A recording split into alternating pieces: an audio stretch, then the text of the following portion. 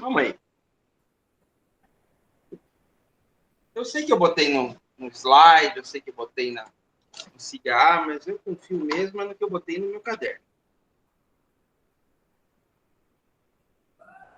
Já te falo. Teoria do direito. Primeira avaliação. Não, 4/10. Obrigada. Se tem alguma coisa diferente... eu acho que eu sei porque eu mudei. Porque eu lancei aqui, até então ninguém tinha definido, que não era dia letivo, eu lancei dia 6 como aula. E daí não teve aula dia 6, então a gente joga para o dia 4/10. Tá bom? Não é semana que vem a nossa prova. Na outra ainda, né? Hoje é 20 de setembro.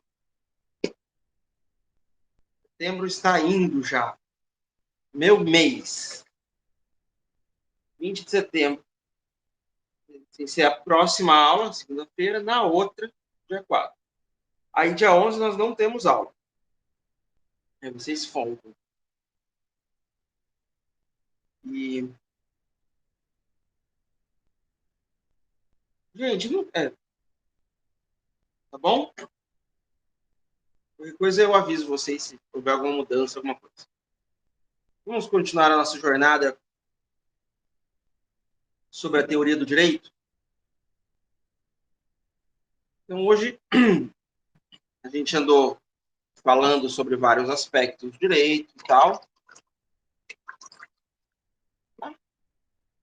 Bate no tripé do celular. Quase que cai. Tá? Pensa, derrubar tudo. Deixa eu só conferir. Não foi isso que a gente trabalhou semana passada, não, né?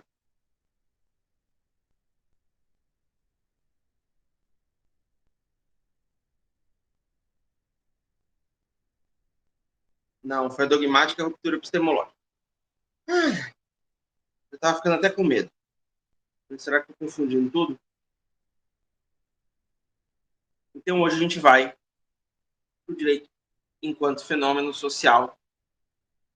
Eu já passei essa frase para vocês, mas é bom repassar sempre. Seu dever é lutar pelo direito. Mas se um dia encontrar o direito em conflito com a justiça, luta pela justiça. Nesse caso, se enquadra também a lei. A lei você pode encaixar ele nesse espaço aqui de direito. Tá? O direito no sentido de lei, o direito no sentido de Estado, o direito no sentido, em todos os sentidos.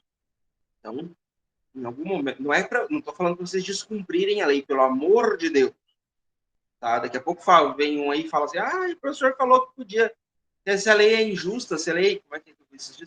Se a lei é inconstitucional, a gente pode não cumprir mesmo. Não disse isso. Lutar pela justiça não quer dizer que você vai descumprir lei. Lutar pela justiça é trabalhar para fazer com que a lei se adeque à justiça. Aí você vai usar os meios constitucionalmente previstos para isso. Pelo amor de Deus, não vamos dizer que eu estou ensinando a descumprir lei. Já chega o Brasil ser um país que lei dá e lei não dá, lei pega e lei não pega. Isso aí é ridículo. Essa semana eu fui no mercado e aí ninguém usando máscara. Todo mundo sem máscara, inclusive os funcionários do mercado. E aí eu literalmente entrei em princípio de crise de pânico. Estava passando mal já. E aí liguei para a Secretaria de Saúde do município para saber se já tinha sido revogado o decreto que proíbe, que exige o uso de máscara. Falei, de repente eu estou atrasado, né? A resposta da secretaria foi, não foi revogado, mas é que está tendo vacinação, está dando uma sensação de segurança com a vacinação, e é difícil a gente fiscalizar, né? Então, ainda estão morrendo, em média, 500 e poucas pessoas por dia no Brasil. Eu não vejo muita sensação de segurança quando 500 pessoas morrem por dia. 500 pessoas por dia são basicamente 2 faculdades de direito. Então, né, Marte?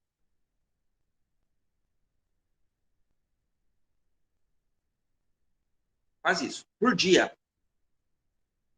Como se morresse todos os alunos de 2 cursos de direito diferentes. Por todo dia. No Brasil. Então, não dá para ter sensação de segurança quando tem isso. Então, o Brasil tem essa coisa de lei que pega, lei que não pega, lei que você cumpre, que você não descumpre. Se o Brasil fosse um... eu também já estou cansando, estou entrando em surto, mas já xingo mesmo. Eu me recusei a ser atendido nesse mercado mesmo, me recusei a ser atendido por uma caixa que estava sem máscara. Eu ia jogar tudo lá. E nosso presidente, se o Brasil fosse um país sério, o Bolsonaro não poderia ter sido eleito porque ele fez uma live um pouco antes da campanha, questionando radares e tudo, gravando com o celular enquanto dirigia. E é proibido o uso de celular enquanto se dirige, é um crime. E aí, se você comete um crime, você é processado, julgado e condenado, você perde os seus direitos políticos. Assim, não estou falando que seja o único, né, nessa situação, não estou falando que só estou dando um exemplo, que assim, seria, na verdade, se a gente fosse, se o Brasil fosse um país sério, muita coisa não tinha acontecido. Né? Se o Brasil fosse um país sério, fosse um país onde se respeitam leis, onde você tem o mínimo de discernimento de todo o conjunto. E aí eu vou aproveitar que a gente tem professores e filhos de professores na turma e vou lembrar que ontem faria 100 anos o nosso ilustre patrono da educação brasileira, Paulo Freire, que foi, assim, excepcional enquanto uma pessoa, enquanto pensador, enquanto alguém que imaginava como o direito deveria ser. Ele extrapolou qualquer instância, ele extrapolou qualquer margem, qualquer discussão. Ele foi um cara que ficou absolutamente fora e acima e à frente do seu tempo. E Paulo Freire, ele falava, quando a educação não é libertadora, todo mundo já ouviu, quando a educação não é libertadora, o sonho do oprimido é se tornar um opressor. E aí a gente retorna, né, por que é que o povo brasileiro acaba não fazendo cumprir as leis? Por que o povo brasileiro não exige algumas coisas? Porque a nossa educação ela não é libertadora. A nossa educação não é inclusiva. Nosso modelo de educação ele é um modelo elitista e meritocrático, que acredita na meritocracia. E isso faz com que as pessoas queiram ascender aos lugares de prestígio e de benesses. Então, lutar contra isso significa lutar contra algo que você quer. Então, a maioria das pessoas não luta porque elas almejam estar lá. O objetivo é esse. E esses dias a gente vai falando, né? Os Cis da vida tem um ponto do Isaac Asimov chamado EC. E aí é um casal que está conversando e tal, e falando assim, se tivesse acontecido isso, tivesse acontecido aquilo, tivesse acontecido aquilo outro, como eles se conheceram e tal, e aí senta um cara na frente deles, abre uma pasta e mostra uma telinha, e que vai mostrando justamente esses ECs, mudanças, né, nas circunstâncias. E eu fico muito triste quando eu lembro desse ponto, porque no final eles estão do mesmo jeito, eles estão bem.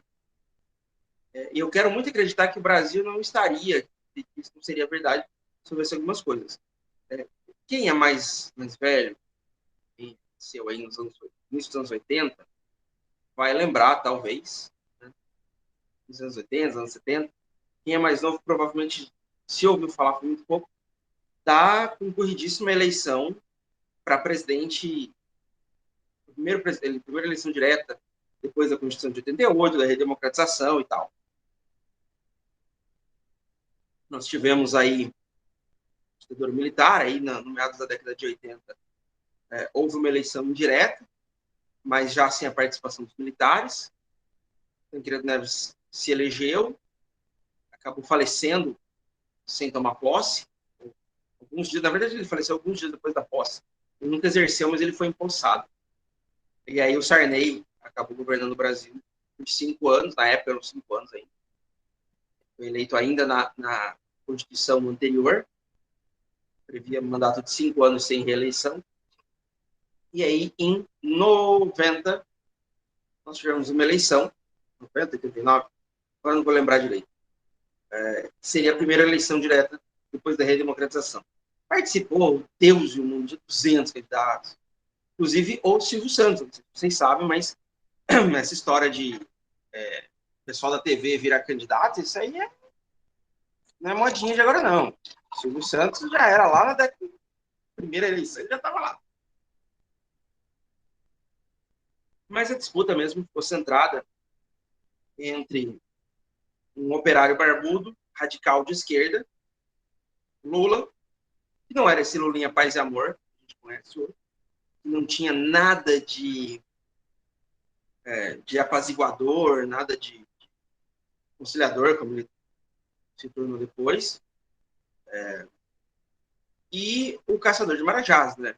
Fernando Collor de Mello, coisa toda, pá. E a Globo não queria o Lula de jeito nenhum, porque o Lula era de esquerda, era radical, o Lula ele não ia implantar o comunismo, isso não existe, tá? Tira da cabeça quem acha, e pelo amor de Deus, convença qualquer parente, amigo, que fala essa bobagem de que vamos transformar, a esquerda vai transformar o Brasil num comunismo. Não existe como implantar um comunismo, porque ninguém vai abrir mão dos seus próprios bens, porque o capital estrangeiro vai fugir, vai sumir assim que foi decretado porque perda. A gente não vive sem mercado estrangeiro, então assim, é logisticamente impossível implantar o comunismo. Se é que alguém quisesse. Ninguém quer, até onde pelo menos ninguém com alguma chance de se eleger. Mas o Lula tinha ideias muito radicais de esquerda, divisão de renda, taxação de grandes fortunas. E taxação de grandes fortunas, a gente está falando assim das grandes mesmo. Não estou falando assim do funcionário público de um salário elevado que tem uma caminhonete. Estou falando dos caras que têm bilhões de reais na conta. Tá? Tá tudo em nome de empresas, não sei o quê. Taxação do lucro das empresas, algumas coisas bem consideradas radicais para a época e até hoje, na verdade. Todo mundo acha muito parecido com o Boulos, tá? As ideias do Boulos. Só que ele era um pouquinho mais radical do que o Boulos ainda. E, curiosamente, ele disparava nas pesquisas, tá? A gente estava em hiperinflação ainda, ninguém tinha dinheiro para nada, dinheiro ia todo para o exterior, ia ficar na mão de meia dúzia de empresário importante. A ideia dele estava sendo bem aceita. Ele despontava e tinha tudo para ganhar.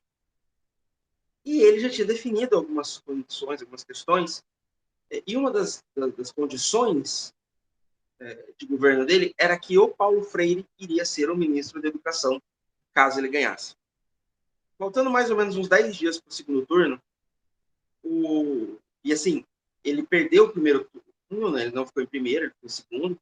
O Collor ganhou, mas uma margem apertada.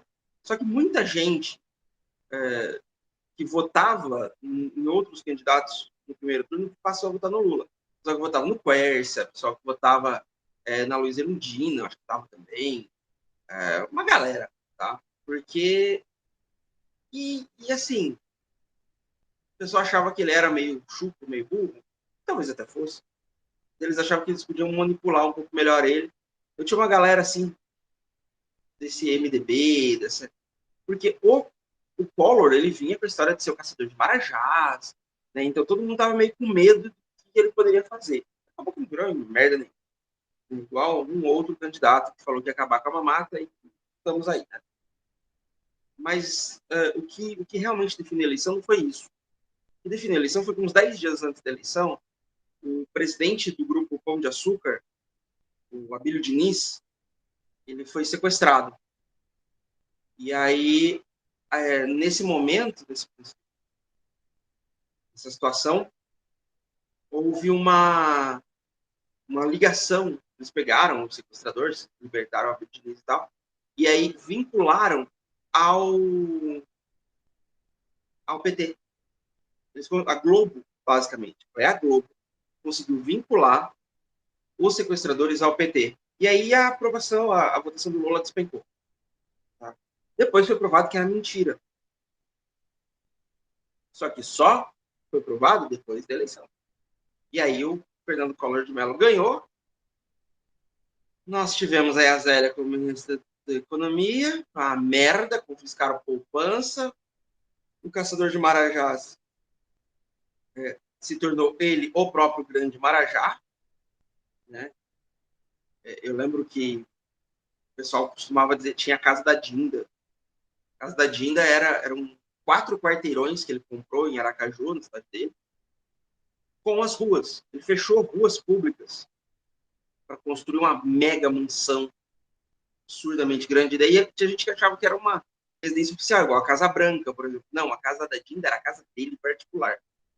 Então, absurdo. E aí eu estava conversando com a Suelen esses dias, e aí eu falei assim, na verdade a culpa por tudo que está acontecendo, ela é Globo. Porque se a Globo não tivesse feito essa merda, se o Lula tivesse ganhado a primeira eleição, eu não quero nem saber do Lula em si. O Lula, na verdade, seria o tiro, né? Na verdade, eu estava interessado em Paulo Freire, ministro da Educação. E aí a gente teria um nível de educação hoje que Bolsonaro, Tiririca, Temer, Jucá, todos esses deputados que estão se largando no poder, que não fazem nada, que mamam na teta, tá? E que não fazem nada, todos eles estariam fora do cenário político já. Porque um povo educado é um povo crítico, é um povo criterioso. Isso tem tudo a ver com a aula de hoje, tá, gente? Estou falando isso, mas não estou fugindo muito ao tema, não. Antes que alguém questione a minha metodologia, depois eu conto uma história para vocês. Então, assim, tudo isso haveria uma mudança. O povo educado, o povo e é educado nesse sentido de educação técnica, educação de ensino mesmo, né? O povo capaz de pensar. E a ideia de alfabetização, a ideia de ensino do Paulo Freire era voltado para a inclusão, para o pensamento, para você aceitar, acolher.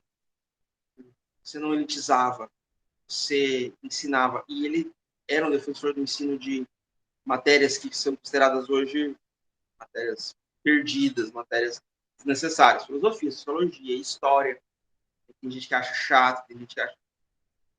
Ele era um grande defensor dessas matérias do ensino. Aí o Christoph não me deixa mentir. Professor de história também, como minha esposa.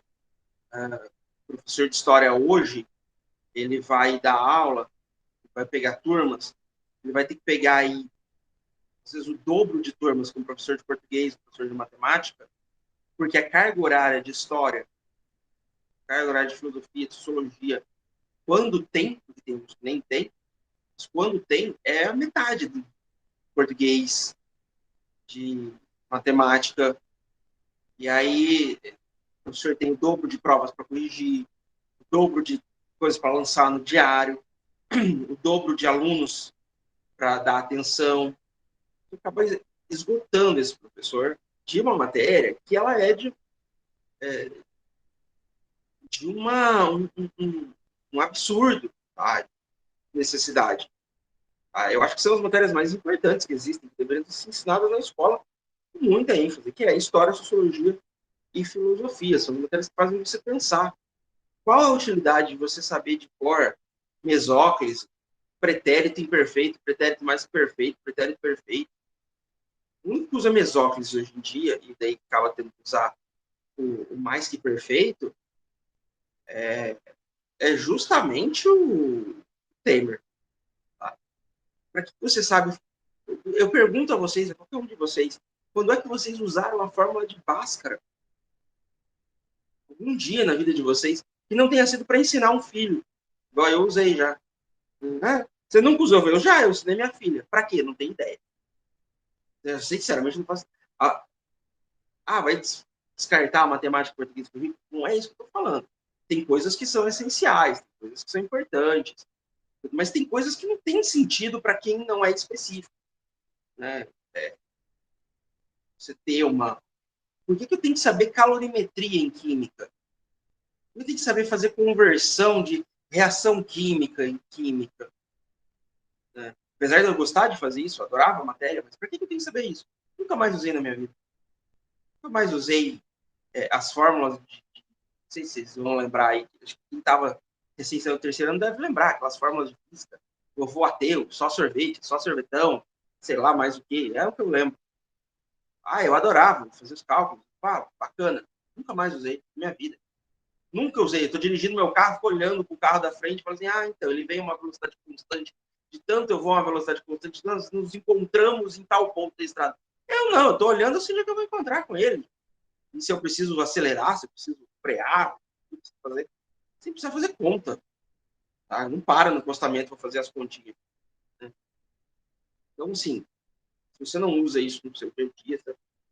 Agora, filosofia, entender o direito, entender o Estado, entender o conceito de sociedade, entender isso que a gente está aprendendo aqui, hoje, que não deveria ser ensinado aqui. Tá? Isso que vocês já deveriam trazer da escola. Tá? Estou pondo em risco o meu emprego? Sim, mas eu acho que vocês deveriam trazer esse tipo de conceito que a gente está estudando aqui, que vocês estudaram no curso de Direito, de Filosofia do Direito, Sociologia do Direito, disciplinas, isso aqui a gente devia aprender na escola. Para a construção de uma sociedade melhor, uma sociedade mais capaz, tá? E aí eu me pergunto, se de repente o Lula ganhasse, não importa com o Lula ter ganhado ou perdido, só no sentido de que eu queria muito ter Paulo Freire no início da educação, no início dos anos 90. Seria bem mais legal do que eu, sinceramente, nem sei quem foi. Agora eu vou atrás, porque agora eu fiquei curioso para saber quem foi o ministro da Educação do Collor. Carlos Alberto Chiarelli. Uhum. Foi ministro da Educação e ministro extraordinário para assuntos de integração latino-americana. Que legal. Esse tempo atrás eu fiz uma lista. Eu fiz uma lista, não, uma avaliação dos últimos ministros da educação que nós tivemos assim nos últimos anos. Não fui muito longe, não. E aí eu descobri uma coisa. A gente nunca teve um ministro da educação que tenha sido professor de escola. O mais próximo que a gente chegou foi no governo Lula, que teve o Haddad e teve mais uma mulher. Quer ver? Cadê? Não, foi só o Haddad mesmo. E o Cristóvão Buarque. Mas ambos foram ministros da educação e foram professores universitários. Eu não sou professor de chão de escola. Então, são administradores e tal. E isso é relevante para a gente entender como que o processo de educação é trabalhado no nosso país. Eu não vou nem comentar os últimos 3, tá? Vou nem considerar. E aí 3 eu falo que não foi. Porque os ministros da educação do Bolsonaro, o único que foi menos inútil foi o Vélez Rodrigues. Ele pelo menos pensava em educação. Pensava de um jeito errado, pensava de um jeito... Errado é difícil de dizer, mas pensava de um jeito que talvez não fosse o melhor para o povo brasileiro. Isso é um fato. Ele realmente não tinha, assim, digamos, pensamento do povo brasileiro, na realidade brasileira, mas ele pensava em educação.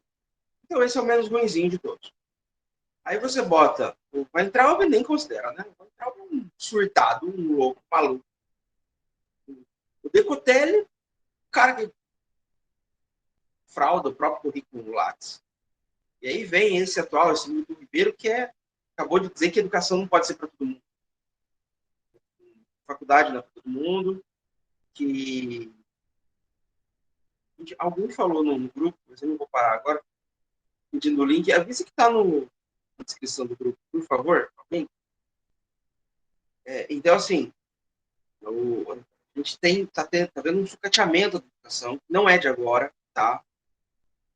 Se você for olhar, e aí a gente tem que dar o nome aos bois. O governo do FHC tinha um foco, e todo mundo sabia que o foco dele não era a inclusão do povo mais pobre. Tá? Sabia disso, todo mundo sabia. Trabalhou em economia, estabilizou a economia, maravilhoso que ele fez, né? Mas ele não era, assim, social-democrata de fato. E acabou investindo em educação, as faculdades públicas estavam às traças, a qualidade de educação básica era ridícula e tal. E aí todo mundo elegeu, todo mundo esperava algo melhor para o Lula, o cara que tinha pensado em botar o Paulo Freire como ministro da Educação já, se esperava que ele fosse fazer alguma coisa boa. Ele fez. Não. Tá? Vamos ser bem honestos. Governos do PT trabalharam com educação quantitativa. Muita gente na escola, mas nunca trabalhou a qualidade da educação. Nunca universidades públicas, privadas ganharam tanto dinheiro quanto nos governos do PT. Tem monstros, tipo a Crota Educacional, desse tempo atrás mandava na educação privada superior. Teve muito investimento na educação pública? Teve, claro. Mas não foi na qualidade como se esperava. E todo mundo pensou, vem agora um trem pão. Não veio.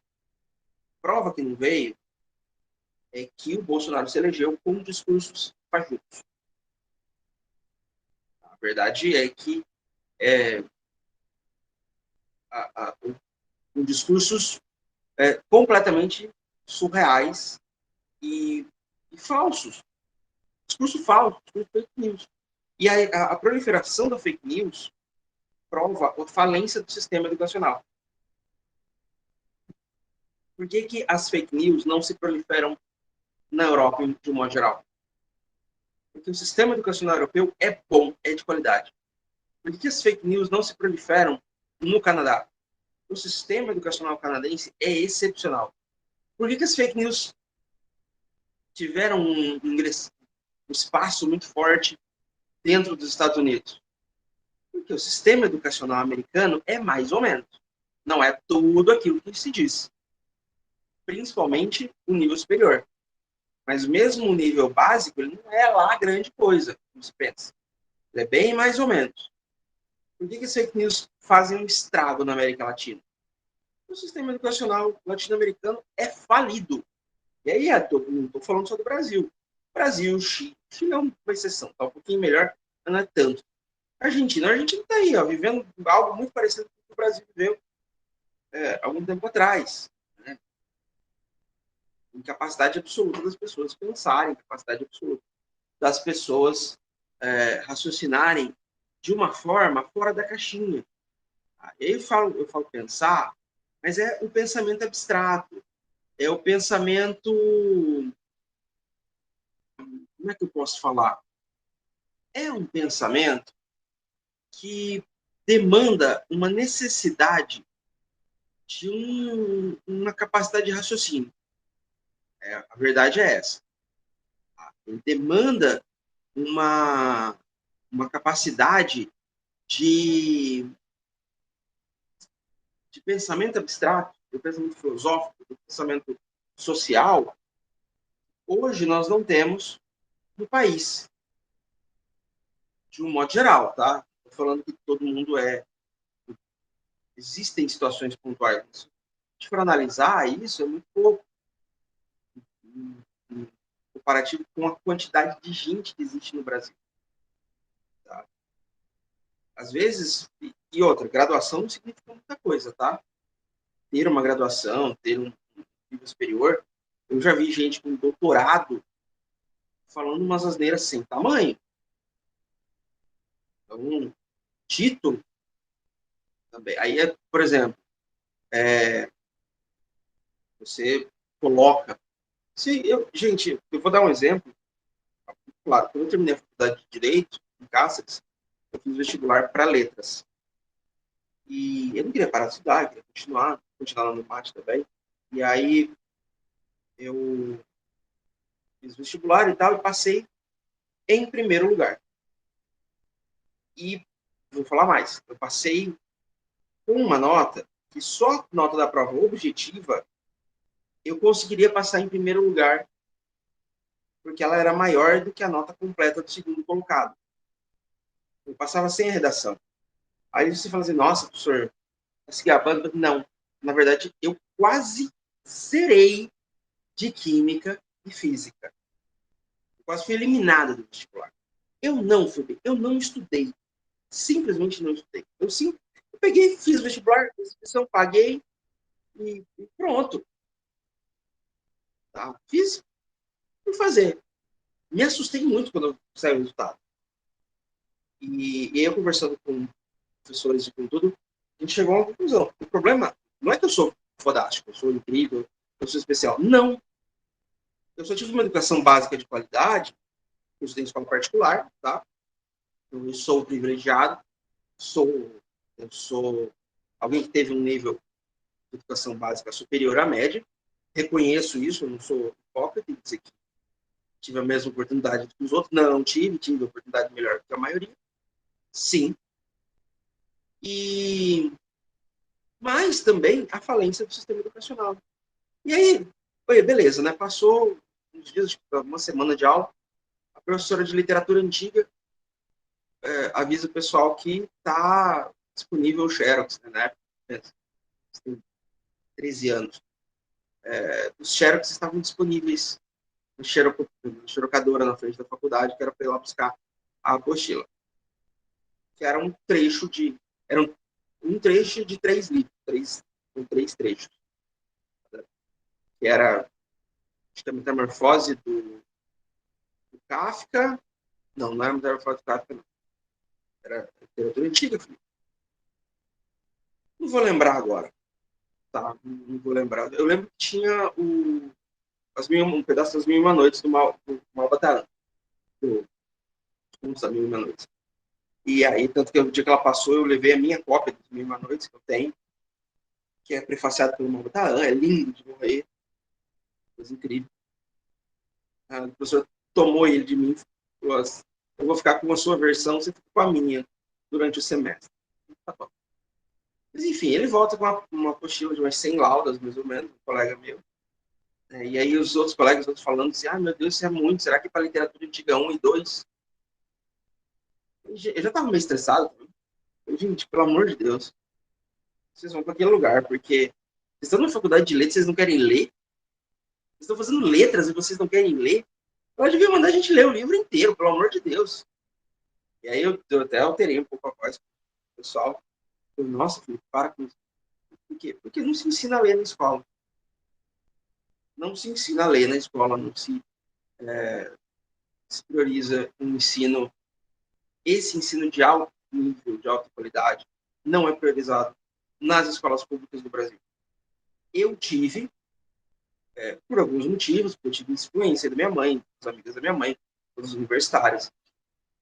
Eu não tinha muitos amigos, era um cara introvertido, então eu acabava me refugiando nos livros e tal, mas também porque minha mãe era funcionária pública e conseguia pagar uma escola particular para mim.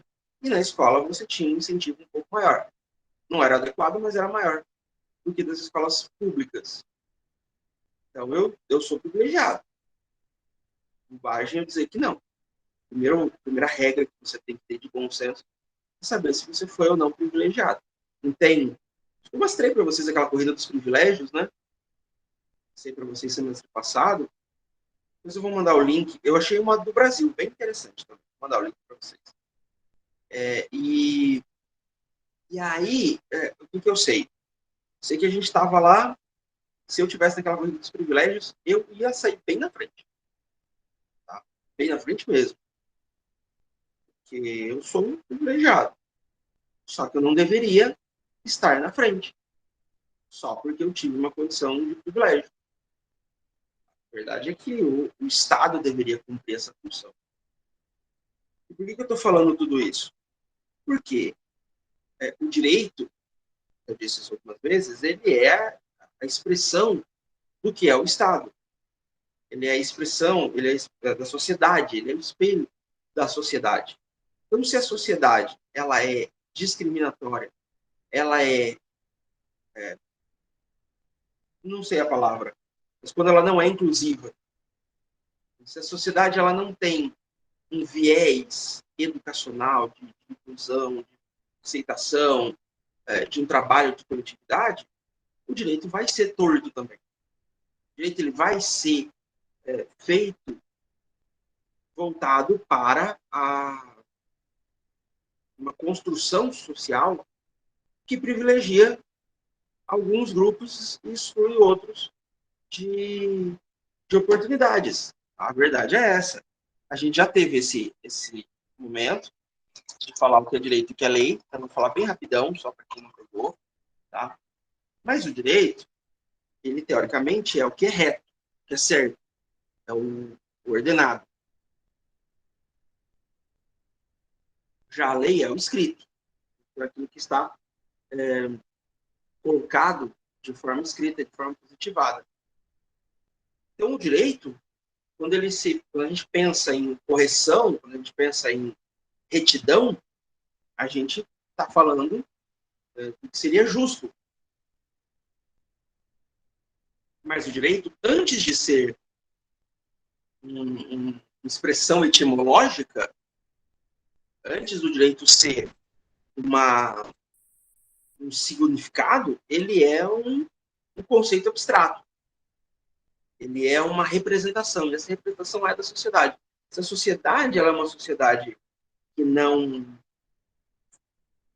ela não privilegia a, a inclusividade, a gente vai ter uma sociedade que não funciona. Vai ter uma sociedade que quebra. É uma sociedade que ela não tem justiça social. Eu vou recomendar para vocês, se puderem, eu acho que eu até falei desse filme, o Minority Report, e ele é extremamente interessante para analisar isso. Quem já assistiu com o Tom Cruise?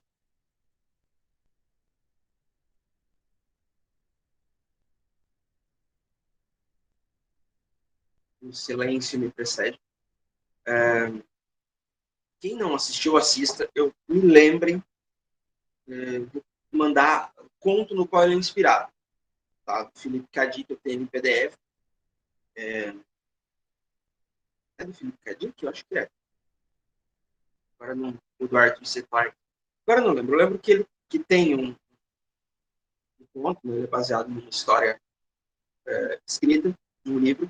E ele é interessante porque ele traz uma sociedade que aparentemente é utópica, extremamente avançada tecnologicamente, e aí você vê tudo muito bonito, carros voadores, você vê tudo muito arrumado, você vê algumas casas muito chiques, muito bonitas, e de repente há um plot, uma virada,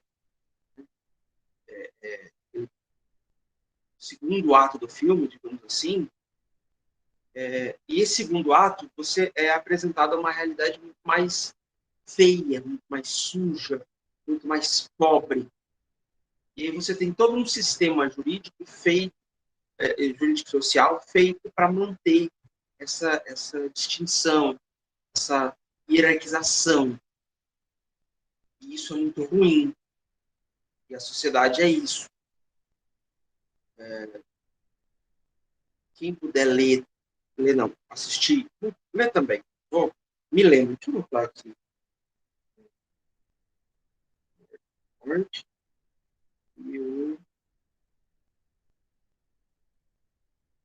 Quem puder assistir um filme chamado Blade Runner, vou mandar o ponto também. Esse eu tenho certeza que é do Philip K. Dick. Eu sei porque eu nunca vou esquecer o nome do texto. O filme é Blade Runner, o Caçador de Androides. E o livro no qual ele se inspira é Sonham os androides com ovelhas elétricas? Surreal.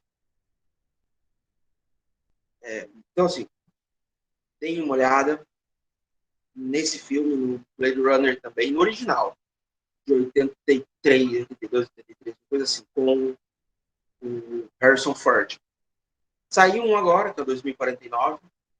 Eu não vou dizer para vocês assistirem, por um único motivo. Eu não assisti, então não sei se é bom.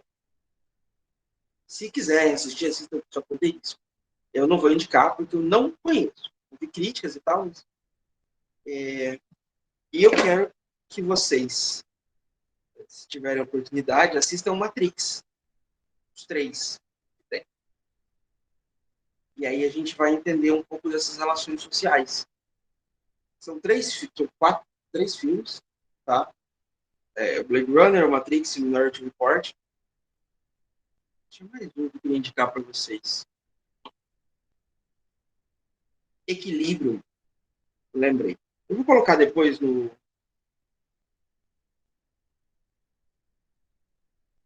grupo, para vocês colocar.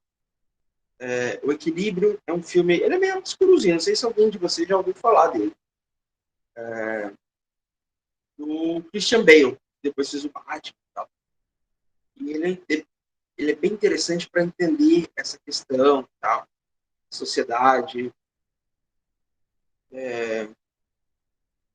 Se for para a gente falar disso, dessa separação de sociedade, separação de castas sociais, tem um filme que ele não aborda isso de uma forma muito filosófica, nem nada do gênero, e em terceiro ato do filme ele perde completamente qualquer pegada nesse sentido, mas é um exemplo, não, não recomendo usar ele como uma base filosófica, mas é interessante, chama O Demolidor, com o Wesley Snipes e o Sylvester Stallone e a Sandra Bullock. O Sylvester Stallone é um policial, tal, e aí é acusado de matar um monte de gente durante uma ação para prender um outro cara lá, Wesley Snipes, e aí ele é condenado numa crioprisão, ele vai ficar congelado.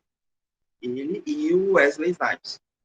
Aí passa-se alguns anos, uns 50 anos no futuro, a sociedade é utópica, linda, bonita e tal, brilhante, tudo bonito, mas existe uma outra sociedade oculta. E aí você descobre que é interessante que essa sociedade utópica, essa sociedade superficial, você é limitado, você não pode falar um monte de coisa, você não faz sexo, você faz coleta, o sexo é todo telepático, você não pode falar palavrão, não pode um monte de coisas. E é um saco, na verdade. O Estado decide. Nayara, isso tudo é matéria. Por incrível que pareça. O nosso tema de hoje é o direito enquanto fenômeno social. E o que é o direito? O direito, ele é a expressão da sociedade, ele é o espelho da sociedade. Então, se você entende a sociedade, você entende o direito. É por isso que a gente precisa entender a sociedade. Quer ver? No próximo slide a gente já trabalha melhor esse aspecto. O slide for, né? Calma aí. Então, a gente precisa entender, para entender o direito, antes de tudo, a gente tem que entender a sociedade.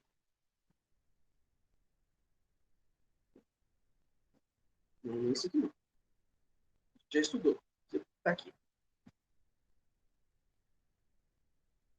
Tá aqui. Tá? O que é que a gente está falando? Direito enquanto fenômeno social. A sociedade, ela gerencia o direito. É a sociedade quem escolhe o espelho. Por quê? Porque a sociedade, ela elege os seus representantes. Ela escolhe a direção na qual ela quer seguir. Tá? Quando a gente teve uma suposta, vou colocar aqui, um suposto inconformismo com o governo da Dilma, e as manifestações sociais surgiram, o povo foi às ruas, exigiu o impeachment. Os motivos que levaram ao impeachment e tal, isso aí a gente tem uma série de contextos para discutir, tá? Já retomo esse pedaço, né? Então, mas o que é? Em outros países, existem um instituto chamado referendo revogatório. Já foi discutido no Brasil e tal, mas acho que não tem interesse. O referendo revogatório seria você convocar o povo para uma votação para saber se você quer continuar com aquele governante ou não. Serve para o Poder Executivo e para o Senado, que seriam os cargos majoritários, né? E se no Brasil houvesse isso, é bem provável que a Dilma tivesse saído nesse referendo revogatório. Porque não tem sentido a gente entrar no mérito se houve ou não justa causa, se a rejeição dela era manipulada ou não, mas havia uma rejeição. O povo não queria ela, não gostava. Usou-se um instituto jurídico, que é o impeachment, de uma forma ilegal. Não tinha crime para o impeachment. Mas a verdade é que a votação do impeachment não teve nada a ver com o pedalada fiscal. Quem acompanhou a votação do impeachment viu, por Deus, pela família, pelo povo, por não sei quem, por um monte de gente. Né? Meu pai parecia o show da Xuxa. Né? Vou votar pela minha mãe, meu pai e para você. Na verdade, acabou sendo uma votação política e não jurídica. Então, as pessoas, a sociedade exerce poder. Tá? A sociedade, ela tem o poder nas mãos. E aí a sociedade cria o direito. Porque o direito ele é fundado, os dois fontes do direito, uma das fontes primárias do direito é justamente os costumes, que são baseados na sociedade. Que a sociedade quer, a sociedade tem, ou deveria ter. Então há uma força gravitacional, digamos assim, que mantém, como se a sociedade fosse o Sol e o direito orbitasse em torno dessa sociedade. E a lei é decorrente do direito. A lei é a materialização do direito. A lei é escrita. A lei é imposta. Aí vocês vão perguntar, mas e a common law que não tem lei escrita? Por mais que não seja escrito, existe uma pré-definição. Existe uma conceituação sobre ela. Determinadas condutas não são aceitáveis, determinadas condutas são aceitáveis. Então, existe essa relativização, digamos assim, da lei no sistema jurídico de common law. Mas a lei, ela é uma representação do direito baseado naquilo que os representantes do povo, da sociedade, acreditam. É por isso que a gente falou no começo. Sua obrigação é cumprir o direito, defender o direito, no caso, defender a lei também. Mas se isso entrar em conflito com a justiça, defenda a justiça. Porque a justiça é um conceito ainda mais abstrato do que o próprio direito. Porque a justiça não emana ela não vai emanar da sociedade em si, da vontade da sociedade. A justiça, ela vai emanar de um conceito abstrato, de um conceito íntimo, de um conceito que extrapola aquilo que é visto como correto pela sociedade. Então, ele ultrapassa a sociedade. É extremamente complicado você definir o que é justiça. A gente já trabalhou esses conceitos de justiça.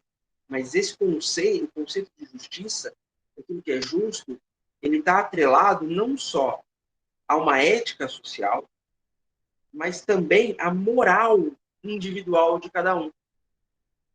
Então, determinadas circunstâncias são justas para um, não são justas para outro.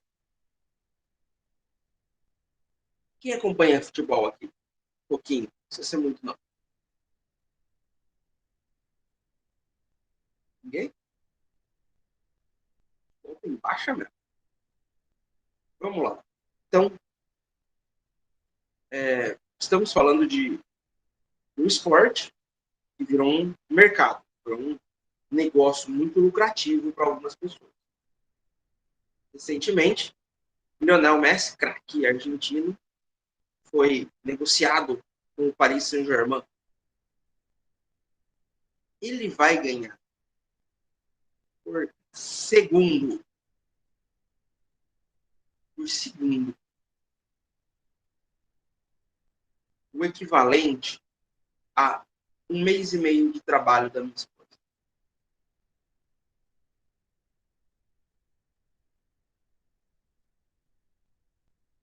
Em um segundo, o salário do cara é igual a 1 mês e meio de salário da minha esposa, que é professora. Isso é justo?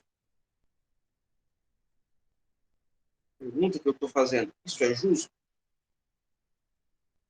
A Camila diz que não. E eu acho que não. Mas tem gente que acha. Por quê? Porque isso é um negócio. Porque isso é regulado pelo mercado. Porque a gente assiste. Porque tem gente que está disposta a pagar, né, para o esporte. Ainda que tem todo um contexto aí de investidor estrangeiro, lavagem de capital. Enfim, vamos acreditar que seja tudo honesto, o dinheiro que ele está. Porque ele gera uma renda para o clube absurda, em patrocínio, em publicidade, não sei o quê. Tem gente que acha que é justo. O cara faz o trabalho, que ele é o melhor jogador do mundo, que ele é não sei o quê. Eu acho justo. Isso sou eu. E eu não tenho poder para ir lá e dizer que ele não pode ganhar em um segundo que a minha esposa leva 1 mês e meio para ganhar, aguentando 30 capirotos em sala de aula.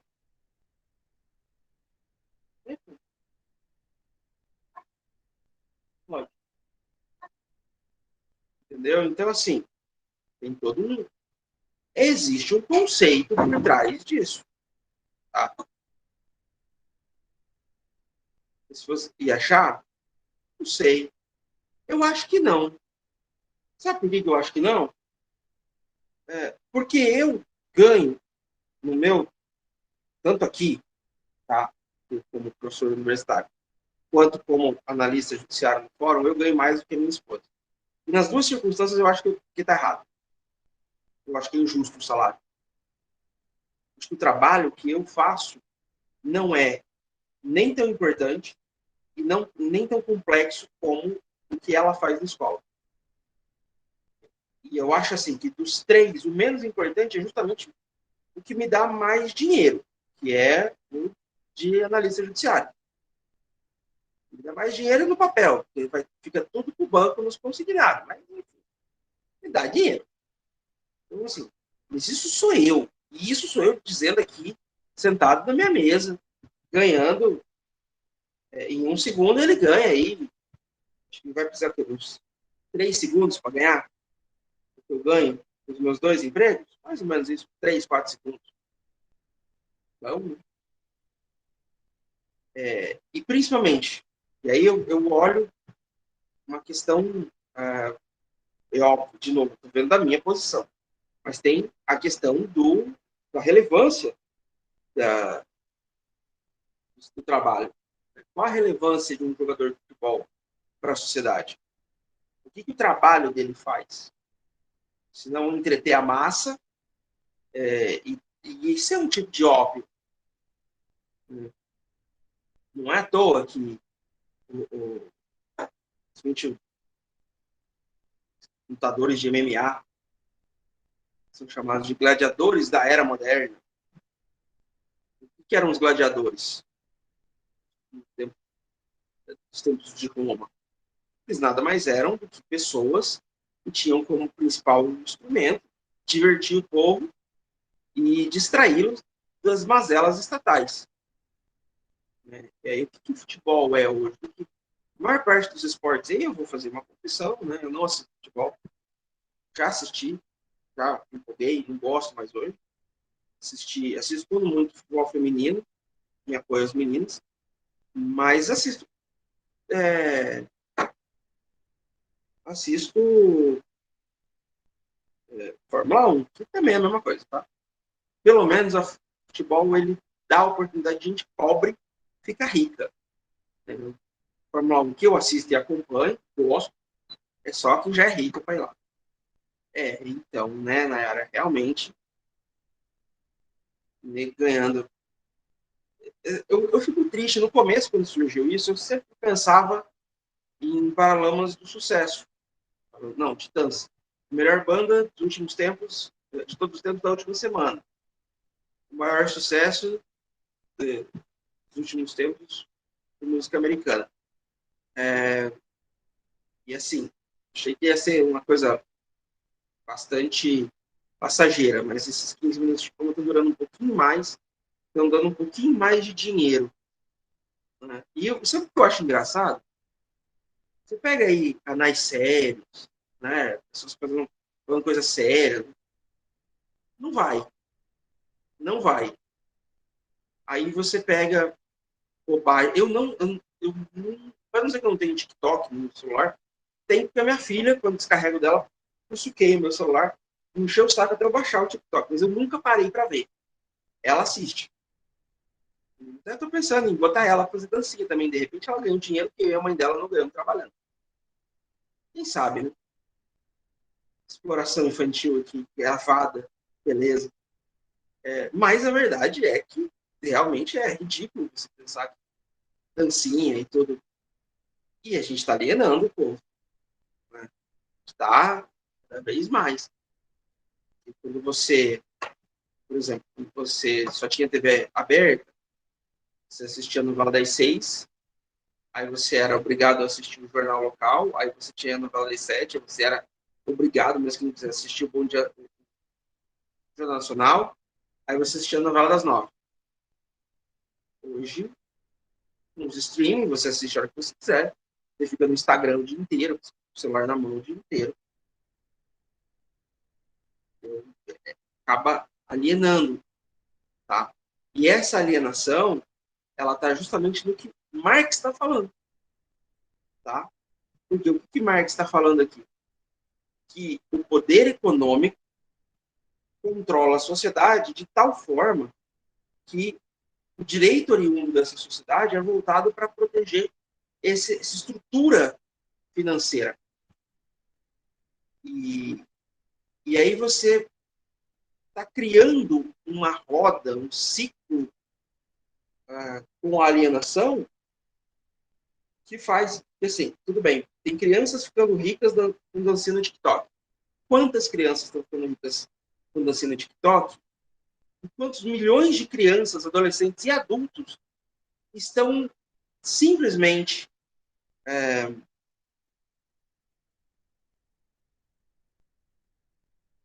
estupefatas, estupidificadas, tá? Assistindo essas dancinhas. Enquanto isso, o mundo está aí degringolando, o mundo está aí, né? Esses dias eu estava assistindo, não me lembro o que era, e falando sobre as questões de futuro, previsões que eram feitas para agora 2000, né? Anos 2000, no passado remoto, e aí alguém comentou assim, não, imagina o que seria para um cara da década de 50 descobrir o celular hoje. E aí o outro apresentador do canal virou e falou assim, tá, agora imagina o que seria para um cara da década de 50 descobrir que a gente tem acesso a livros, comunicação, informação como a gente tem, no bolso, no nosso bolso, e passar o dia vendo dancinha do TikTok. Aí é que está a questão. Qual é o nosso... O que a gente consome? A gente é responsável por isso também. Tá? Não adianta a gente criticar o Messi, que ganha milhões de reais. Não adianta a gente criticar quem faz dancinha no TikTok. Não adianta a gente criticar o Felipe Neto, né, que ganha muito dinheiro com os vídeos besta, e a gente não tem um padrão de consumo. Não estou dizendo que você não pode assistir a dancinha no TikTok, mas a gente tem que saber o que a gente vai assistir e o limite do que a gente pode assistir. Cientificamente provado, tá, estudo, naturalmente, quando a pessoa se depara no Instagram, no TikTok, qualquer rede social, com informações deprimentes, notícias trágicas, ele passa sem ler. Passa, vai embora. E não tinha como fazer isso na TV, por exemplo. Tinha como fazer no jornal, você não lia. Mas também o acesso à informação era menor. Mas com a TV, com o rádio, você era obrigado a ouvir, assistir aquilo lá. Você não desliga, você não passa na próxima matéria mais legal. Vai. Tem que acompanhar. Então, a nossa capacidade de absorção, de consumo de informação, tá? Como a gente gerencia, está muito interligada com a sociedade que a gente tem. E aí vem um outro problema que Marx também postulou, também colocou, principalmente no Manifesto Comunista, mas muito mesmo no O Capital, que é o seguinte: existe uma forte tendência de exploração da força de trabalho, quando ele fala de mais-valia. Ele está falando da mais-valia, da exploração que você vende sua força de trabalho, e ele fala que existe uma tendência de explorar o máximo possível desse indivíduo, do trabalhador, desse trabalhador chegar a um ponto de exaustão em que ele não tenha forças, e a gente está falando de 1800 e pouco, que ele não tenha forças para se insurgir e se manifestar. Nos dias atuais, o que acontece é algo muito parecido, mas você exige tanto do indivíduo, do trabalhador, cada vez mais, mais e mais, de produção, de funcionalidade, produtividade, e você chega num ponto em que ele não tem mais condições de chegar em casa e absorver coisas ruins. Então o cara trabalha, se mata de trabalhar. Ele chega em casa, ele não quer ver o gás de cozinha subindo 40%, a gasolina que subiu não sei quantos por cento. Ele vai se indignar com isso lá na bomba. Mas ele também não quer ouvir o contexto, por que foi, e que ele é parte do problema também. Justamente por continuar nesse ciclo vicioso. Porque isso significa que você tem que se movimentar. Você precisaria sair do seu estado de inércia, sair do seu estado, não tem outra palavra, dessa inércia mesmo, tá? E se movimentar e fazer alguma coisa. Tomar uma atitude. E essa atitude seria, hoje você pode fazer isso de casa, obviamente. E aí, com as redes sociais e o celular, você se afastar dessa discussão social, ela fica muito mais fácil. Porque isso está na sua mão. Isso está literalmente na palma da sua mão. Você vai pegar o seu celular e, em vez de assistir o jornal, em vez de assistir notícias tristes, em vez de ver os problemas do mundo, você vai ver as dancinhas do TikTok, você vai ver meme de internet, você vai ver coisa de piada, e aí acaba vendo só isso. E aí é onde você tem os canais de, não sei se é canal, os serviços de streaming também ajudam nessa parte. Tá? Ah, eu quero assistir um filme que vai passar na tela quente. Normalmente você ia lá, você jantava, assistia o Jornal Nacional, assistia novela, e aí vinha pro filme. Em geral, você ficava lá, levantava, ficava enrolando, tomava um banho, e o Jornal da Globo torando por ali. Com os canais de streaming, você desliga todo o resto e liga só o filme que você quer assistir. Então, não tem propaganda, não tem nada, você não vê absolutamente nada da sociedade. Então, você consegue se manter totalmente alheio aos problemas sociais. Essa crítica, fique claro, ela não é uma crítica ao indivíduo. Ainda que o indivíduo tenha força para sair desse poder de inércia, essa é uma crítica ao capital. E não é uma crítica minha, Felipe. É uma crítica de Karl Marx. Cara bem mais inteligente, bem mais preparado do que eu, é que falava isso. E aí você precisa, na verdade, alienar o seu trabalhador. E aí hoje, mas trabalha 8 horas, como há 30 anos atrás. Não trabalha 8 horas, como há 30 anos atrás. Trabalha 8 horas, mas a sua produtividade tem que ser maior. Você é exigido a fazer num dia o que você tinha que fazer uma semana. O Estado quer mais, a economia, o mercado quer mais. Todos querem mais, querem produzir mais, querem ganhar mais. E o indivíduo também quer, porque ele acha, e muitas vezes ele tem a falsa sensação disso, que ele trabalhando mais, ele vai ganhar mais. E aí cria-se algumas figuras quase míticas. Por exemplo, quem nunca ouviu falar que o servidor público é um vagabundo? Não faz nada, fica à toa o dia inteiro. Tá, por mais que existam alguns que, de fato, se acomodam no papel, tá? A gente não pode dizer que não exista, a grande maioria é um bom trabalhador. Só que esse é um bom trabalhador dentro de um limite. Porque o trabalhador da iniciativa pública sabe que ele pode se matar de trabalhar, ou ele pode trabalhar o razoável, tá? Que não vai mudar nada, ele não vai ganhar nada mais por isso. Tá? Então, aí depende muito da pessoa. Você trabalha, você faz, e depende muito da repercussão social que você vai ter. Tem gente que trabalha mais, tem gente que é pilhado, tem gente que é mais lento.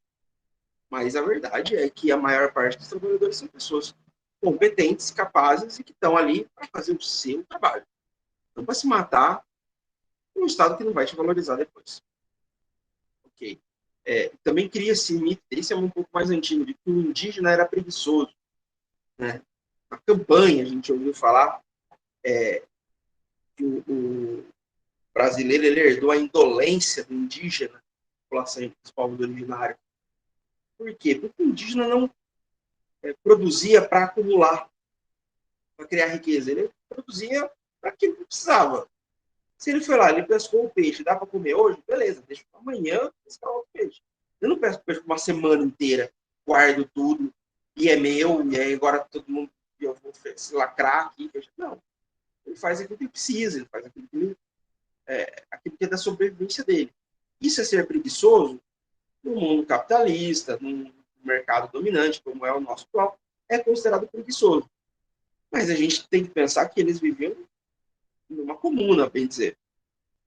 Isso não era preguiça. E se a gente for parar para analisar, hoje não é preguiça você trabalhar dentro daquilo que você precisa.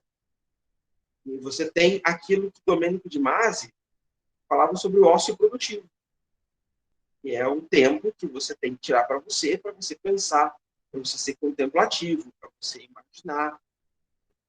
E aí, existe uma sequência, uma consequência dessa forma de pensar do mercado, da economia, que Marx não previu, mas que hoje a gente vê os resultados disso, que é o esfacelamento da família. Todo mundo tão focado em ganhar dinheiro, ganhar dinheiro, ganhar dinheiro, e muitas vezes achando que tem que ganhar dinheiro para poder dar uma qualidade de vida, poder dar coisas para os seus filhos, esquecem de estar presentes na vida dos filhos. E aí os filhos vão ficando alienados desse conceito de família, essa lógica de família.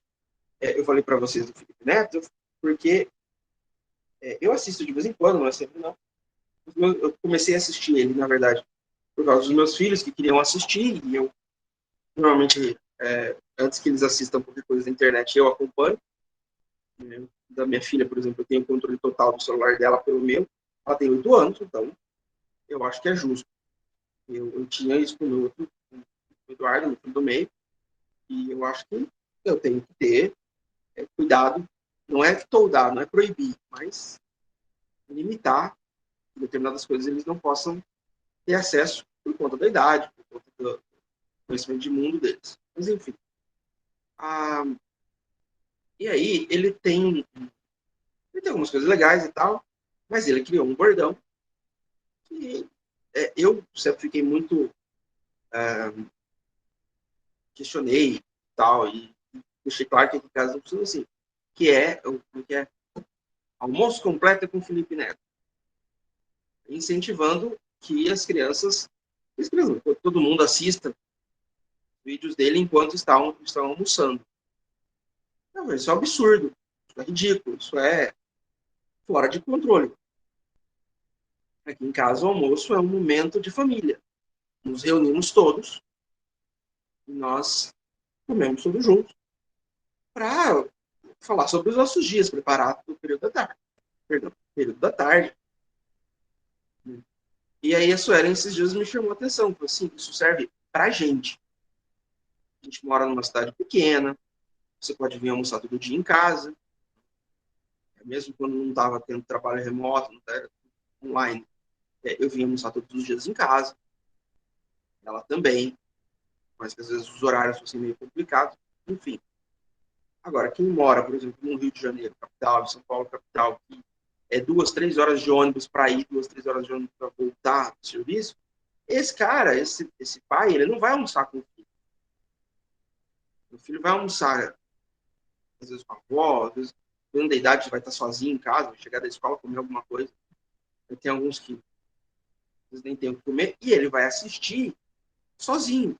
Então acaba sendo uma companhia justamente para eu talvez colocar isso como um bordão eterno, não seja o adequado, de repente fazer uma ressalva, às vezes, né, se você não pode estar com a sua família, então assista, seria o adequado. Mas a realidade social é de que o pessoal tem muita gente, muitas crianças e adolescentes vão comer sozinhos porque os pais estão trabalhando e esse trabalho exige que eles estejam ausentes durante boa parte do dia. Tá? E aí a gente tem, de novo, como sempre, o poder econômico representando. E aí o Marx ele faz uma retomada lá de Kelsen, da teoria pura do direito, que para Kelsen o direito designa um fenômeno que tem conexão com outro conjunto de fenômenos sociais que se inscrevem no exercício do poder em uma sociedade. Ou seja, você tem um fenômeno, que é o direito. Esse fenômeno ele é derivado de vários outros fenômenos sociais, vários outros conjuntos de ações sociais que estão aqui, embaixo desse guarda-chuvão. E é esse guarda-chuvão que vai dar o poder para quem está segurando esse guarda-chuva. Quem é que segura esse guarda-chuva? Deveria ser o povo. Mas não é. Quem segura esse guarda-chuva na sociedade, e no Brasil é um exemplo claro disso, é justamente a estrutura social, a estrutura política. E aí a gente entra nesse ciclo vicioso. Você manter uma galera que não está interessada em dar educação, que não está interessada em dar condições de trabalho, em dar condições sociais. Né? Falei, eu vou me candidatar a presidente nas próximas eleições, e eu acho que eu vou bem, porque eu vou com a plataforma de feriado começa na semana começa sexta-feira, meio-dia, e termina segunda-feira no meio-dia. Sexta-feira à tarde o cara já está folgado, e segunda de manhã ele já vai acordar mais tarde, ele não precisa ter raiva da segunda cedo. Domingo à noite ele pode se divertir um pouco mais. Eu falo isso em tom de brincadeira e tal, mas tem um fundo de verdade. A ideia é justamente que as pessoas passem mais tempo nesse ócio criativo, que elas possam aproveitar melhor a vida. Porque hoje o poder econômico ele é quem domina. Enquanto a gente não tirar o contexto econômico do contexto social, a gente não tira o contexto econômico do direito. Vocês estão entendendo aonde que eu estou querendo chegar? Por que a sociedade ela está tão entrelaçada com o direito e com esse conjunto social de economia e tudo? E aí a gente retoma lá no começo, quando a Nayara perguntou, inclusive, se aquilo, o que era aquilo que você ouvia da aula. Né? É o contexto de sociedade de casta, de sociedade onde existe um grupo de oprimidos, onde existe um grupo de pessoas que são alijadas, né, que são excluídas. Né? Esse grupo de pessoas excluídas, ele serve de base, de reserva de mão de obra, de ponto de exploração para o grupo dominante, para a parcela dominante da sociedade. Então é ali que está inscrito o direito. E aí, vamos retomar lá no comecinho, quando a gente falou de Paulo Freire, para vocês entenderem a conexão que eu estou fazendo com tudo isso, ele fala que quando a educação não é libertadora, o sonho do oprimido é se tornar o opressor, é que essa base de oprimidos, de excluídos que está aqui, por ela não ter uma educação de qualidade, por ela não ter uma educação de alto nível, de pensamento, de raciocínio, de filosofia, de entender o mundo, tá? Esse pessoal aqui, ele não quer quebrar essa cadeia aqui de cima, porque ele quer ascender aqui. O sonho dele é chegar lá. O sonho dele é ser aquele gari que virou juiz, é aquele filho do doméstico que virou médico, e que o grupo dominante continua usando cotidianamente para fazer ponderações e pontuações. Tem um nome para isso, que agora eu esqueci. Mas quando você usa um exemplo, uma situação pontual que aconteceu e que, de repente, se tornou a meta de vida. E você romantiza uma situação que não deveria ser romantizada, que deveria ser criticada. E aí a gente entra com o que Foucault traz no Microfísica do Poder. O que é a microfísica do poder? São essas relações de poder que estão sempre presentes. Tá? E você tem a estrutura de poder dominante, aí sim são a dominação econômica, exploração, tudo isso, mas essa relação que existe intrínseca entre os próprios excluídos, entre os próprios oprimidos, que eles querem se sobressair uns aos outros. E aí a gente encerra toda essa lógica com um dos discípulos de Marx, né, um dos grandes estudiosos de Marx, que é o Althusser, quando ele fala dos aparelhos ideológicos do Estado. E ele fala que os aparelhos ideológicos do Estado estão necessariamente construídos em cima da luta de classes. O que é a luta de classes? Que o Althusser fala. É essa eterna disputa de poder social, mas acima de tudo de poder econômico, entre quem está num patamar e quem está em outro. Não precisa necessariamente estar em patamares elevados e subalternos. Essa luta de classes ela é exemplificada, essa luta de classes próxima, ela é exemplificada naquela pessoa que conseguiu construir uma casa para ele, e aí mora numa casa, depois construiu outra para alugar, e aí ele vira o cara que defende o Boulos. Já aconteceu comigo, falando isso como porque o Boulos vai invadir a minha casa para dar... Né? Quer dizer, então eu não quero que o de baixo, né? Ou está na consubstanciada, está na fala do Paulo Guedes, em que virou uma festa porque a filha da empregada estava indo para a Disney. Então, assim, você não permite a ascensão social, não permite o crescimento social. Você tem que manter uma casta de gente cada vez mais baixa. E aí, de novo, se a educação não é libertadora, o sonho do oprimido é se tornar opressor. Então você tem um pouquinho a mais, você cresce um pouquinho, você acha que você pode estar sobre esse indivíduo que está mais baixo. Por quê? Porque o cara é mau, porque o cara é ruim? Não, o cara não foi educado dentro de um princípio de educação libertadora, de um princípio de educação inclusiva, de um princípio de educação de sociedade. Na verdade, o sistema educacional brasileiro ele é dissociativo. Ele é voltado para você separar classes, para você deixar claro quem manda e quem não manda. Porque o sistema educacional ele permite que você tenha alunos em escolas aprendendo com tablets e com não sei o quê, e com os caras estão tendo robótica e tal, ao mesmo tempo em que você tem um sujeito, um aluno, eu falei disso, que sobe no pé de mangueira para pegar sinal de internet e ter o mínimo de aula online. Então, esse é o sistema educacional brasileiro, que ele é total e completamente dissociativo. Muito diferente daquilo que foi pensado por Paulo Freire. E aí o poder econômico de Marx, que está aqui, ele nos diz que essa divisão de classes, essa luta de classes, essa ingerência do poder econômico sobre a sociedade, ela vai representar uma resposta jurídica que pode acabar levando a uma quebra, na verdade, do conceito de sociedade integrada, porque vira uma sociedade completamente hierarquizada. Certo, pessoal? Eu acho que por hoje é o suficiente.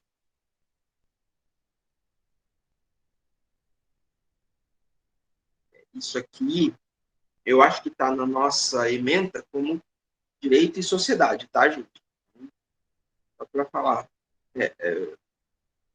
Pode parecer uma viagem abstrata e sem fundamento, mas está tudo interligado. Eu falei e mantenho nossa palavra, nossa disciplina, ela é extremamente teórica. A gente precisa entender essa teoria por trás do direito, pelo menos no começo. Depois a gente entra numa fase mais técnica, uma fase mais certinha do direito. A gente entender um pouco mais do direito. Se bem que a gente tem muita coisa que a gente tem que entender, tem que ouvir na disciplina anterior, então vocês vão acabar ouvindo algumas coisas repetidas, tá? Certo, pessoal? Alguma dúvida, algum questionamento, alguma coisa sobre a nossa aula de hoje?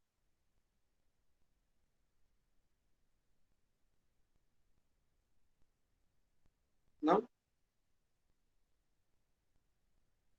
Então, até segunda-feira que vem, com a graça de Deus. Muito obrigado pela paciência. Muito obrigado por me ouvirem aqui nessas colocações todas. Espero que vocês tenham aproveitado alguma coisa disso. Um abraço, pessoal.